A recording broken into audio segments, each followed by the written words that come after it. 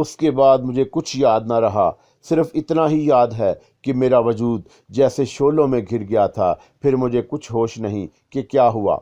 ہوش کھونے سے پہلے میں نے سریتا کی آواز سنی تھی، یہ تو نے کیا کیا شبو، یہ تو نے کیا کیا؟ تو نے مجھے وچن دیا تھا۔ اس سے زیادہ میں کچھ نہیں سن سکا۔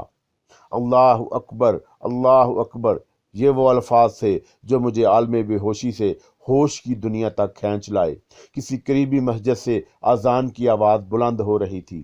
میں کچھ دیر سمجھ ہی نہیں سکا کہ کہاں اور کس حال میں ہوں۔ بے ہوشی کے بعد جب آدمی ہوش میں آتا ہے تو عموماً ایسی ہی کیفیت سے دو چار ہوتا ہے۔ پھر رفتہ رفتہ میرے حواس معمول پر آ گئے اور مجھے سب کچھ یاد آ گیا کہ میں شعلوں میں گر گیا تھا۔ یہ خیال آتے ہی مجھے اپنے جسم میں سوزش اور جلن کا احساس ہوا، مگر یہ احساس لمحاتی تھا۔ جسمانی طور پر مجھے کوئی نقصان نہیں پہنچا تھا۔ سریتا مجھے شعلوں میں گرا ہوا دیکھ کر یقیناً یہ سمجھ بیٹھی ہوگی کہ شبو مجھے ہلاک کر دینا چاہتا تھا، مگر یہ اس کے سحر کا حصہ تھا۔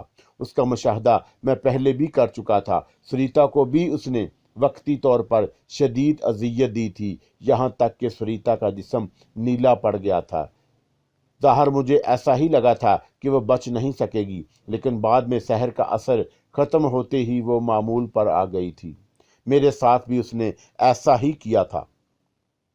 میں ابھی تک برآمدے کے قریب زمین پر پڑا ہوا تھا اور شعلے برآمدے میں بدستور موجود تھے، مگر وہاں اب شبو نہ تھا اور نہ سریتا نظر آ رہی تھی۔ ہر طرف نیم تاریکی اور سناٹے، اور پھر مؤذن کی آواز وہ کس طرف بلا رہا تھا میں خوب سمجھ رہا تھا، اور وہ جن کے لیے لفظ صرف لفظ ہوتے ہیں اور وہ جو لفظوں کے معنی پر غور نہیں کرتے ان کے لیے کوئی مسئلہ نہیں ہوتا، لیکن وہ جو آگاہی کی منزلوں سے گزرتے ہوں ان پر بہت کچھ گزر جاتی ہے۔ اس سے قطعی نظر آدمی کے اندر کی کیفیت بھی اس ضمن میں اہم کردار ادا کرتی ہے۔ سارا قصہ تو قبولیت کا ہے، ورنہ تو دن میں 5 بار مؤذن یہی صدا لگاتا ہے، پھر اتنا اثر کیوں نہیں ہوتا؟ میں بھی شاید انہی مراحل سے گزر رہا تھا۔ ابھی مکمل طور پر تاریکی نہیں پھیلی تھی، اس کا مطلب یہی تھا کہ مغرب کا وقت ہوا ہے، اور مجھ پر زیادہ دیر بے ہوشی طاری نہیں رہی۔ کمرے میں آ کر روشنی کر دی، کیونکہ باہر کی نسبت وہاں اندھیرا تھا۔ اس کی وجہ بھی یہ تھی کہ کمرے کی کھڑکیاں بند رہتی تھیں اور ان پر پردے پڑے ہوئے تھے۔ نماز پڑھ کر میرے دل کو کچھ سکون مل گیا، مگر جب بستر پر دراز ہوا تو پھر وحشت سی ہونے لگی۔ میرے ہی گھر کے در و دیوار میرے لیے آشنا ہونے کے باوجود اجنبی سے بن گئے تھے۔ ایک طویل عرصے کے بعد میں نے چولہے کو ہاتھ لگایا تو عجیب سا محسوس ہوا۔ کھانا پکائے مجھے برسوں ہو گئے تھے، لیکن اپنے ہمزاد کے لیے تو مجھے روٹی ڈالنا ہی تھی، جو صبح کے وقت میں اپنے قریبی چوراہے پر جا کر رکھ آتا تھا۔ روٹی ڈالنے کے بعد احتیاط کو مد نظر رکھتے ہوئے میں نے آٹا، گھی اور دیگر ضروری اشیاء وہاں سے اٹھا کر اپنے کمرے میں رکھ دیں۔ اس خبیث شبو سے کچھ بھی بعید نہیں تھا کہ وہ مجھے تنگ کرنے کی خاطر مزید کوئی گڑبڑ کر دیتا۔ ابھی مجھے عمل شروع کیے کچھ وقت درکار تھا، اس لیے تھوڑی دیر آرام کرنے کے لیے لیٹ گیا، کیونکہ رات بھر جاگنا تھا۔ کمرے کا دروازہ ابھی میں نے بند نہیں کیا تھا۔ شبو نے مجھے دھمکی دی تھی کہ میں کوٹھی چھوڑ کر چلا جاؤں، اور یہ آج ہی کی بات تھی۔ اسی وقت میں اسی دھمکی پر غور کر رہا تھا۔ ظاہر ہے کہ عمل کے دوران یہ ممکن نہیں تھا۔ میں یہ سوچ رہا تھا کہ وہ اگلا قدم کیا اٹھا سکتا ہے۔ یہ ممکن تھا کہ سریتا اس سے میری جان بخشی کی التجا کی ہو، اس لیے وہ لڑکی بہرحال مجھ سے محبت کرتی تھی، مگر شبو میرے نزدیک اتنا شریف نہیں تھا جو اپنے عہد کی پاسداری کرتا۔ وقتی طور پر اپنے مطلب برادری کے لیے وہ سریتا سے کوئی ایسا وعدہ کر سکتا تھا، لیکن اس وعدے پر قائم رہنا یہ ضروری تو نہیں تھا۔ اور آخر خدا خدا کر کے حبذات کے عمل کی وہ آخری رات بغیر کسی ہنگامے کے گزر گئی۔ معلوم نہیں میں پارا نے مجھ سے انتقام لینے کی کیا صورت نکالی تھی، لیکن عمل میں کوئی رکاوٹ نہیں ہوئی۔ پہلی مرتبہ جب میں نے حمزاد کا چلہ پورا کیا تو وہ فوری طور پر میرے سامنے نہیں آیا تھا اور مجھے بڑی آزمائشوں میں ڈالے رکھا، جن کا ذکر تفصیلی طور پر میں پہلے باب میں کر چکا ہوں۔ اس مرتبہ ایسا نہیں ہوا۔ اس کا سبب یہ تھا کہ حمزاد خود مسخر ہونا چاہتا تھا۔ ایک طویل عرصہ ساتھ رہ کر مجھے اس سے اور اسے مجھ سے لگاؤ ہو گیا تھا۔ کیونکہ وہ میرا ہی تو پرتو تھا۔ ادھر میں نے اپنا عمل ختم کیا، ادھر وہ ظاہر ہو گیا۔ اے شیخ مبارک ہو آپ نے اپنے جسم لطیف کو پھر مسخر کر لیا۔ میں نے حمزاد کی آواز سنی، یہ میری ہی آواز تھی، بالکل میری آواز، وہ میرا ہی ہم شکل تھا۔ میں اسے کوئی جواب دینے کی بجائے اسے ایک ٹک دیکھے جا رہا تھا، جیسے مجھے اپنی بصارت پر یقین نہ آ رہا ہو۔ انتہائی مسرت کے احساس نے گویا میری قوت گویائی سلب کر لی تھی۔ پھر نہ جانے مجھے کیا ہوا کہ میں زور زور سے ہنسنے لگا، کہکے لگانے لگا۔ حمزاد میرے سامنے مؤدب کھڑا تھا۔ 40 دن کے دوران میرے دل پر جو زخم لگے تھے، جیسے وہ سب کے سب ایک ساتھ لو دینے لگے۔ میری عزت نفس کو جس طرح مجروح کیا گیا تھا، مجھے جو آزار پہنچائے گئے تھے، غالباً انہی کے رد عمل کے طور پر میں اس وقت کہکے لگا رہا تھا، اس لیے کہ اب میں صاحب اقتدار تھا۔ میری کھوئی ہوئی قوت مجھے واپس مل چکی تھی۔ اب میں ایک ایک زخم کا حساب بے آسانی کر سکتا تھا۔ پہلی بار حمزاد کے اور میرے درمیان جو شرائط طے ہوئی تھی، ان میں صرف ایک جگہ جھول رہ گیا تھا۔ اسی وجہ سے مجھے حمزاد کا عمل دوبارہ کرنا پڑا تھا۔ میں نے اس سے وعدہ کیا تھا کہ اسے 100 برس کے بعد آزاد کر دوں گا۔ اس وقت میرے ذہن میں یہ تھا کہ اگر میں جیا بھی تو زیادہ سے زیادہ 100 برس جیوں گا۔ میں نے اسی لیے یہ شرط مان لی تھی۔ اب پھر وہی مرحلہ تھا، تمام شرائط جوں کی توں برقرار رہی، صرف یہ شرط میں نے اسے کتنی مدت کے لیے مسخر کیا ہے، اس میں تبدیلی ہوئی۔ میں نے اس سے کہا، مدت کی قید اس بار نہ لگاؤ، یہ مدت کم بھی ہو سکتی ہے اور زیادہ بھی، یہ تم مجھ پر چھوڑ دو، میں جب چاہوں گا تمہیں آزاد کر دوں گا۔ اس نے کسی حجت کے بغیر میری بات مان لی۔ میں نے تمہاری قوتوں کے بارے میں یہ بھی پڑھا تھا کہ تم سخت اور مہلک بیماریوں کے علاج بھی تجویز کر سکتے ہو۔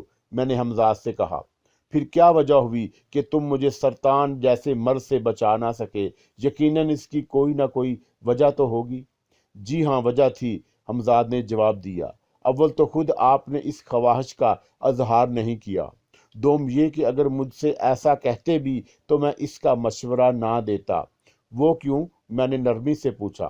اس لیے کہ آپ کی دشمن میں پارا پھر کوئی اور خطرناک حربہ آزماتی، جس کا تجربہ پہلے بھی آپ کو ہو چکا ہے۔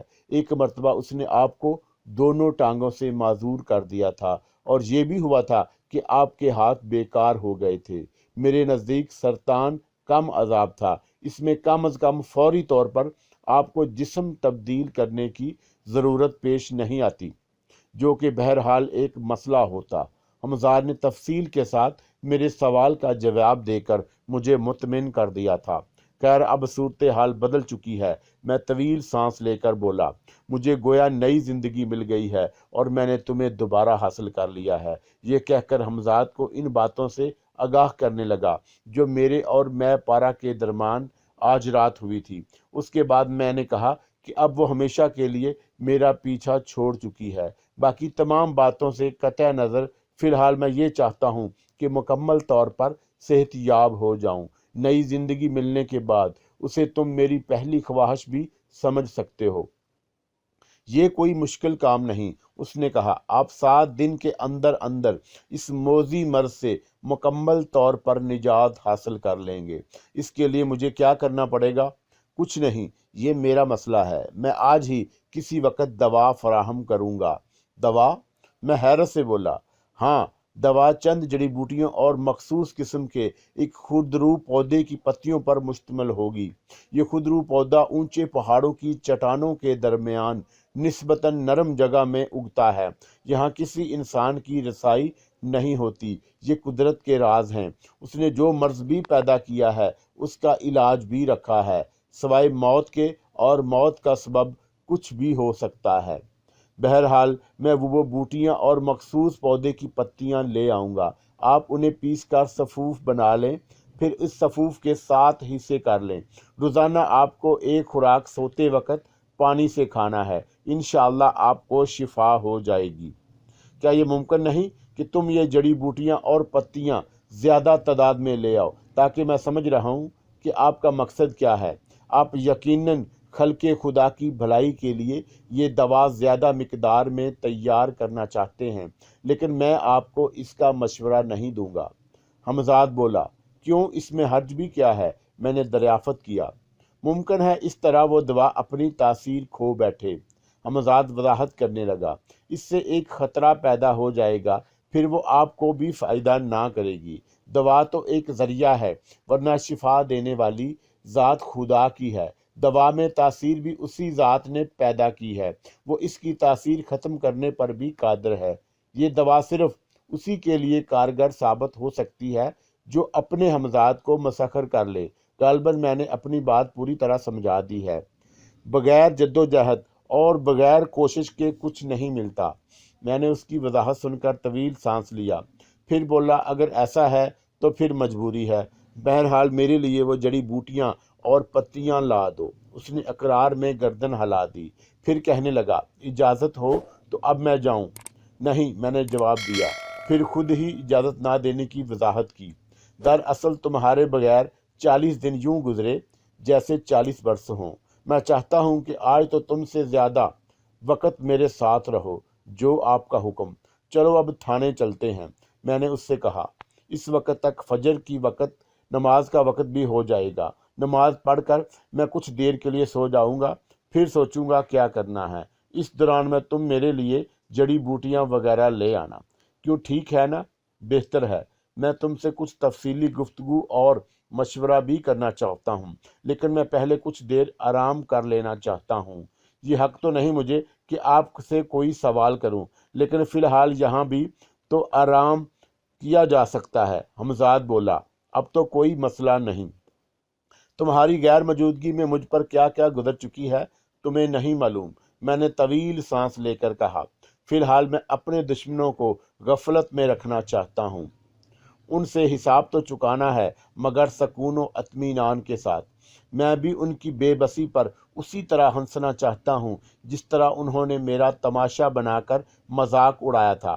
آؤ چلیں، مگر ٹھہرو، میں پہلے کپڑے بدل لوں اور گردن سے لپٹی ہوئی یہ پٹیاں بھی کھول کر پھینک دوں۔ میرا حمزاد ادب کے ساتھ ایک طرف کھڑا رہا۔ توقع کے مطابق میری گردن پر اب زخم کا معمولی سا نشان بھی نہیں تھا اور نہ کسی قسم کی تکلیف۔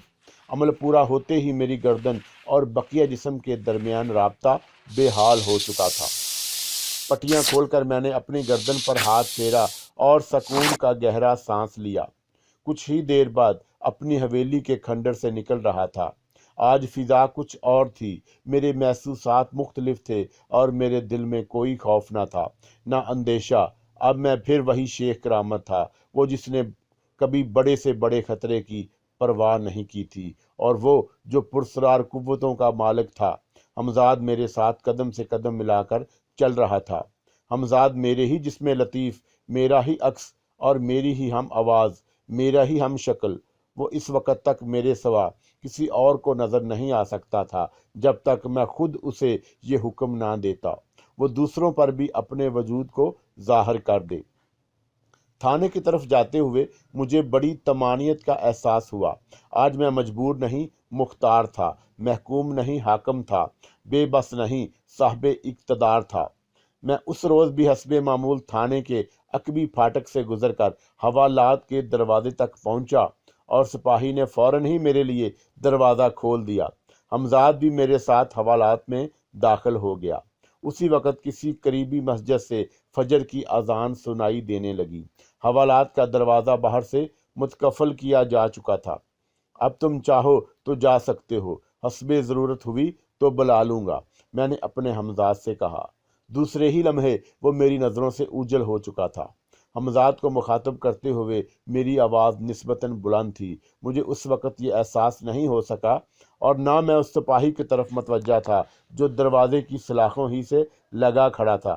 میں چونکا اس وقت جب سپاہی نے مجھے مخاطب کیا، تم کس سے باتیں کر رہے ہو؟ مجھے اپنی غلطی کا احساس ہو گیا اور ہنستے ہوئے سپاہی کی بات کا جواب دیا، جو زیادہ غلط بھی نہیں تھا کیونکہ حمزاد تو میرے ہی وجود کا حصہ تھا۔ میں نے جواب میں کہا، میرے بھائی، میں تو خود ہی سے بات کر رہا تھا۔ جھوٹ بول رہے ہو تم، سپاہی کی آواز میں قدرے سختی آ گئی۔ میں نے خود اپنی کانوں سے سنا ہے، تو تم کسی سے جانے کے لیے کہہ رہے تھے۔ یہ کہتے ہوئے اس نے دیدے گھما گھما کر حوالات کا جائزہ لیا کہ کہیں میرے علاوہ بھی کوئی اور تو وہاں چھپا ہوا نہیں۔ کیوں میری جان نظر آئی کوئی؟ میں نے اس کی طرف دیکھتے ہوئے تمسخرانہ لہجے میں کہا۔ اس کا سبب یہ تھا کہ وہ خواہ مخواہ مجھ پر روب گاڑنے کی کوشش کر رہا تھا۔ بکواس مت کرو، وہ بگڑ کر بولا۔ ملک صاحب کا حکم نہ ہوتا تو ابھی سیدھا کر دیتا تمہیں 2 منٹ میں۔ نہیں بھائی، یقین دلاؤ۔ میں نے اسے برہم دیکھ کر مزید چڑھایا، پھر آگے بڑھ کر لوٹا اٹھانے لگا تاکہ وضو کر سکوں۔ پھر لوٹے میں گھڑے سے پانی بھرتے ہوئے میں نے مزید کہا، ویسے اب خود تمہارے ملک صاحب کے سیدھے ہونے کا وقت آ گیا ہے۔ تم تو خیر چیز ہی کیا ہو جو اینٹ رہے ہو۔ میں تمہارے صاب بہادر کی دم میں دھاگا باندھ دوں گا۔ یہ جملے میں نے محض ازر راہ کہے تھے، اس لیے کہ اب میں قطعی طور پر بے خوف تھا۔ سپاہی آپے سے باہر ہو گیا، گویا اب اسے میری خلاف زبان کھولنے کا حق حاصل ہو گیا تھا، چاہے وہ خود ہی دل میں اپنے افسران کو برا بھلا کہتا ہو۔ لیکن بھلا ایک قیدی کی یہ مجال کیسے ہو سکتی تھی؟ اب تو مجھ پر برسنے کے لیے اس کے پاس نہایت عمدہ اور مضبوط جواز تھا۔ میں نے اس کے افسر کی شان میں گستاخی کی تھی۔ آ جانے دے ملک صاحب کو، تیری کھال نہ اتروا دی تو میرا نام اللہ داد نہیں۔ وہ مجھے برا بھلا کہہ کر دھمکیاں دینے کے بعد دوبارہ حوالات کے باہر مٹر گشت کرنے لگا۔ غالباً اب اسے بے چینی سے اپنے افسر کی آمد کا انتظار تھا۔ مجھے معلوم تھا کہ اول تو ایس ایچ او ملک 9 ساڑھے 9 بجے تک تھانے نہیں آئے گا، اگر آ بھی گیا تو سپاہی کی بات کا یقین نہیں کرے گا۔ میں اسی لیے نماز پڑھ کر آرام و سکون کے ساتھ گہری نیند سو گیا۔ میں مشکل سے 3-4 گھنٹے ہی سویا تھا کہ مجھے جگانے والا سپاہی ہی تھا جو رات ڈیوٹی پر تھا۔ اس کے باوجود اس کا رویہ خاصی بدلا ہوا اور لہجہ درست تھا۔ اب اٹھے گا بھی نہیں کہ لات جماؤں کمر پر، یہ کہتے ہوئے اس نے اپنی دائیں ٹانگ بھی اٹھا لی تھی، جیسے مجھے دھمکانا چاہتا ہو۔ غصے کے ساتھ ہی مجھے شدید حیرت ہوئی کہ ایک دم پولیس والوں کا رویہ میرے ساتھ تبدیل کیوں ہو گیا۔ کچی نیند اٹھا تھا، اس لیے ابھی ذہن پر غنودگی چھائی ہوئی تھی۔ بات کیا ہے؟ کیوں ہو رہے ہو تم؟ میں نے اپنے غصے اور حیرت پر قابو پاتے ہوئے اسے کہا، یہ تو تیرا باپ بتائے گا جسے تو نے آواز دی تھی۔ اللہ داد سامنے سپاہی نے انتہائی بدتمیزی کا مظاہرہ کیا، پھر مزید بولا، صاحب نے اللہ داد کو بھی روک لیا ہے تاکہ تو مکر نہ جائے۔ سپاہی کی اس بات نے سارا معمہ حل کر دیا تھا۔ میں نے ایس ایچ او کو گالی نہیں دی۔ معاملے کو بڑھانے اور تمسخر کا بدلہ لینے کی خاطر سپاہی اللہ داد نے یہ جھوٹ بولا تھا۔ گالیوں کے ذکر نے ایس ایچ او کو یقیناً بے مزہ کر دیا ہوگا، کیونکہ وہ بہرحال ان میں سے نہیں تھا جو گالیاں کھا کر بے مزہ نہیں ہوتے، اور نہ ہی میرا شمار شیریں دہنوں میں تھا۔ پھر بھلا وہ کیوں نہ بنگ پر چڑھ جاتا۔ جب میں حوالات سے نکل کر ایس ایچ او کے کمرے میں پہنچا تو میری نظر سپاہی اللہ داد پر پڑی۔ وہ ایس ایچ او کے میز سے کچھ فاصلے پر دائیں جانب اٹینشن کھڑا تھا۔ اس کے بعد میں نے ایس ایچ او کو دیکھا، اس کے ہونٹ بھینچے ہوئے تھے اور وہ سختی کے ساتھ دانت پر دانت جمانے کے سبب دونوں کچے پھولے ہوئے لگ رہے تھے۔ وہ بھی میری ہی جانب دیکھ رہا تھا، یوں جیسے اس کی آنکھوں سے شعلے نکل رہے ہوں جو مجھے پل بھر میں جلا کر خاک کر دیں گے۔ تم نے مجھے اللہ داد کے سامنے گالیاں دی تھی، بولو۔ آخری الفاظ کہتے ہوئے اس کی آواز خاصی تیز ہو گئی۔ تھانے دار کے سارے رعب کا اظہار وہ ایک لفظ بولو کے ذریعے کر دینا چاہتا تھا۔ یہ غلط کہتا ہے، میں نے گالیاں نہیں دی، میں نے سکون سے جواب دیا، سر یہ آپ کے سامنے جھوٹ بول رہا ہے۔ تم چپ رہو الو کے پٹھے، تھانے دار ملک نے سپاہی کو گالی دی، مجھے اس سے پوچھنے دو۔ یہ کہہ کر وہ میری طرف پلٹا۔ اللہ داد نے قسم کھا کر کہا ہے کہ تم نے مجھے گالیاں دی ہیں۔ اسے کیا پڑی تھی کہ جھوٹی قسم کھاتا؟ میں اب بھی یہی کہوں گا کہ اللہ داد مجھ پر غلط الزام لگا رہا ہے۔ میں نے کچھ اور کہا۔ وہ چڑھانے والے انداز میں منہ بگاڑ کر بولا، میں نے کہا تھا کہ تمہارے صاحب بہادر کی دم میں دھاگا باندھ دوں گا۔ میں نے بڑے سکون کے ساتھ کہہ دیا، جیسے ہی یہ کوئی بات ہی نہ ہو۔ یہ کہتے ہی میں نے حمزاد کو طلب کر لیا تھا۔ کیا؟ وہ گلا پھاڑ کر چیخ اٹھا۔ یہی میں چاہتا بھی تھا، میری دم میں دھاگا۔ ہاں ہاں، یہی کہا تھا میں نے، میں بڑی پرسکون آواز میں بولا۔ دھاگا کوئی گالی نہیں ہے، میرا مقصد اسے مزید تاؤ دلانا تھا۔ گالی تو میں تجھے ابھی بتاتا ہوں۔ یہ کہتے ہوئے اس نے میز پر رکھا ہوا اپنا بیت اٹھا لیا اور ایک دم کھڑا ہو گیا۔ اس کے چہرے پر زلزلے کے آثار تھے۔ ادھر ایس ایچ او اپنا بیت لہراتا ہوا میری طرف جھپٹا، ادھر میں نے حمزاد کو اشارہ کر دیا اور میرے ہی وہ جیسے اشارے کا منتظر تھا۔ دوسرے ہی لمحے ایس ایچ او کے ہاتھ سے بیت نکل کر اللہ داد کی کھوپڑی پر پڑا۔ یہ اشارہ بھی میں نے ہی کیا تھا تاکہ تھوڑی دیر بعد تھوڑی بہت سزا اللہ داد کو بھی مل جائے جس نے جھوٹی قسم کھائی تھی۔ وہ ہائے مر گیا کہتا ہوا زمین پر بیٹھتا چلا گیا۔ ضرب شاید کافی زوردار تھی۔ ایس ایچ او کچھ بکھلا سا گا۔ غالباً اس کی سمجھ میں نہیں آیا کہ آخر ایک دم ہوا کیا۔ ابھی اس سے دور ہی تھا تو پھر اس کے ہاتھ نے کسی سے بیت چھین کر سپاہی اللہ داد کی کھوپڑی کو نشانہ کیوں بنایا؟ اسی سبب وہ اپنی جگہ ساکت کھڑا رہ گیا۔ شرافت سے اپنی جگہ بیٹھ جا ملک، ورنہ تمہاری کھوپڑی کو بھی تبلا بنا دیا جائے گا۔ میں نے خاموشی کو توڑا۔ میرا یہ فکرہ بھی بس میں چنگاری لگا دینے کے مترادف تھا۔ ایس ایچ او کو جیسے ہوش آ گیا اور وہ پھر بے فقط سنانے لگا۔ چپ ہو جا خبیث کی اولاد، ورنہ تمہاری زبان کھینچ لوں گا۔ میں اس کی گالیاں برداشت نہ کر سکا۔ میری زبان تو کھینچے گا؟ وہ شدید غصے کی وجہ سے ہکلانے لگا۔ پکڑ تو اس حرام زادے کو۔ اس نے اللہ داد اور دوسرے سپاہی کو حکم دیا جو میرے حوالات سے وہاں تک مجھے لے کر آیا تھا۔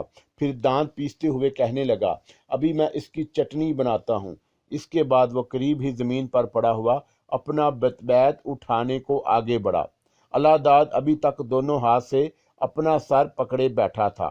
وہ اپنے افسر کا حکم سن کر ایک دم کھڑا ہو گیا۔ دوسرا سپاہی میرے برابر ہی موجود تھا۔ اس نے میری کلائی پر ہاتھ ڈال دیا اور اسے کوشش یہ بہت مہنگی پڑی۔ وہ اپنا پیٹ پکڑ کر ڈکراتا ہوا دور جا گرا۔ حمزاد کا گھٹنا اس کے پیٹ پر پڑا تھا۔ اللہ داد کے بڑھتے ہوئے قدم اچانک رک گئے اور وہ حیرت سے اپنے ساتھی کو زمین پر تڑپتے ہوئے دیکھ رہا تھا۔ ایس ایچ او نے بھی جھک کر اپنا بیت اٹھاتے ہوئے چونک کر تڑپتے ہوئے سپاہی کو دیکھا۔ اسی لمحے حمزاد اس کے پیچھے پہنچ چکا تھا۔ پھر اس سے پہلے کہ ایس ایچ او سیدھا کھڑا ہو پاتا، چیختا ہوا اوندے منہ فرش پر گرا۔ گرتے گرتے اسے اپنی کوہنیاں آگے کر دی تھی، ورنہ صورتحال پہچانی نہ جاتی۔ میں تیزی سے آگے بڑھ گیا اور اس کے پاس پہنچ گیا اور اسے مخاطب کیا، اور ٹھکائی کی ضرورت ہے یا کافی ہے اتنی ٹھکائی؟ میری بات کا جواب دیے بغیر وہ کراہتا ہوا اٹھنے لگا۔ اس کی دونوں کوہنیوں پر یقیناً شدید چوٹیں آئی تھیں، کیونکہ اس کا بھاری جسم کا سارا بوجھ کوہنیوں پر پڑا تھا۔ اپنے ماتحتوں کے سامنے اور ذلیل ہونے سے بہتر ہے انہیں یہاں سے چلتا کرو تاکہ میں اکیلے میں تم سے حساب چکتا کروں۔ میں پھر بولا۔ اس نے کوئی جواب نہ دیا تو میں نے حمزاد کو مخاطب کیا، ان دونوں کو اٹھا کر باہر پھینک دو۔ میرے حکم کی دیر تھی کہ حمزاد نے ان دونوں سپاہیوں کے بھی یک وقت گردنوں سے پکڑ کر اٹھا لیا۔ پھر وہ گویا فضا میں تیرتے ہوئے باہر جا گرے۔ یہ منظر بھی ایس ایچ او کی عقل گم کر دینے کے لیے کافی تھا۔ اس کے چہرے پر آثار نمایاں تھے۔ وہ کافی خوف زدہ نظر آنے لگا۔ دروازہ بند کر کے اندر سے چٹکنی چڑھا دو، میں نے حمزاد کو دوسرا حکم دیا۔ تعمیل حکم میں دیر نہ ہوئی۔ ایس ایچ او نے یقیناً یہی دیکھا ہوگا کہ دروازہ خود بخود ہوا اور پھر خود ہی چٹکنی چڑھ گئی۔ اب وہ میرے قریب کھڑا ہوا حیرت سے سب کچھ دیکھ رہا تھا، اور غالباً حیرت کی زیادتی نے تکلیف کے احساس کو کم کر دیا تھا۔ جا کر اپنی کرسی پر بیٹھ جاؤ، ابھی تمہیں ایک کے دو نظر آنے لگیں گے۔ یہ جملہ میں نے دانستہ کہا تھا اور اسی کے ساتھ حمزاد کو ظاہر ہو جانے کا اشارہ کیا تھا۔ حمزاد میرے قریب ہی آ کر دور ایس ایچ او کے بالکل سامنے کھڑا تھا۔ میں نے ایس ایچ او کا شانہ تھپتھپایا اور بولا۔ اس نے میری طرف دیکھا، پھر اپنے سامنے کھڑے ہوئے حمزاد پر نظر ڈالی اور پھر دہشت سے چیخ اٹھا، نہیں نہیں، میں کہہ رہا تھا نا تم سے کہ تمہیں ایک کے دو نظر آنے لگیں گے۔ اب بھی بیٹھ جاؤ اپنی کرسی پر۔ وہ اتنا بے حواس ہو چکا تھا کہ پلٹ کر لرزتے قدموں سے اپنی کرسی کی طرف بڑھا، اور اسی وقت میں نے حمزاد کو اس کی نظروں سے اوجھل ہونے کا اشارہ کر دیا۔ وہ میز کا سہارا لیتا ہوا آخر کار اپنی کرسی پر بیٹھ ہی گیا۔ میں اس کے میز کے سامنے کھڑا تھا۔ اب دیکھو، میں تمہیں ایک ہی نظر آ رہا ہوں گا۔ وہ دوسرا تمہارا ہم شکل کہاں گیا؟ وہ خوف کے سبب ٹھیک طرح سے بات بھی نہیں کر پا رہا تھا۔ یہاں تو میرے سوا کوئی نہیں، دراصل تمہارا دماغ چل گیا ہے۔ یہ کہہ کر میں نے میز کے سامنے پڑی ہوئی کرسیوں میں سے ایک پر بیٹھ گیا۔ ایس ایچ او کی حالت اسی وقت کسی ایسی خوف زدہ شخص کی تھی جسے اپنی جان کا خطرہ ہو اور موت اس کے سامنے کھڑی ہو۔ کبھی اس کے رخسار پھڑک رہے تھے اور کبھی مونچھیں اور کبھی گول گول دیدے وہ ادھر ادھر گھوم رہے تھے۔ اچانک دروازے پر زوردار دستک ہوئی۔ اس کے ساتھ ہی مجھے اے ایس آئی کی جانی پہچانی آواز سنائی دی، دروازہ کھولیے سر۔ میں نے کچھ سوچتے ہوئے اس سے کہا، جاؤ دروازہ کھول دو جا کر، اور صرف اے ایس آئی کو اندر بلا لاؤ۔ چلو اٹھو۔ اور میں نے ڈانٹ پلائی، پھر بولا دروازہ کھول کر بھاگنے کی کوشش کی تو پھر زبردستی اسی کمرے میں لے آئے جاؤ گے، سمجھ گئے؟ میں اس کے چہرے پر پائے جانے والے تاثرات سے سمجھ گیا تھا کہ اس کا ارادہ کیا ہو سکتا ہے، اسی لیے اسے دھمکی دی تھی۔ وہ ہڑبڑا کر اٹھ کھڑا ہوا، پھر باری باری اپنی کوہنیاں سلاتا ہوا کہرانے لگا۔ اس دوران دروازے پر دوبارہ دستک ہوئی۔ میرے لیے یہ سمجھنا مشکل نہیں تھا کہ جن دو سپاہیوں کو حمزاد نے کمرے سے اٹھا کر باہر پھینکا تھا، انہوں نے اندر کا آنکھوں دیکھا حال باہر نشر کیا ہوگا۔ اسی سبب دروازے پر دستکیں سنائی دے رہی تھی۔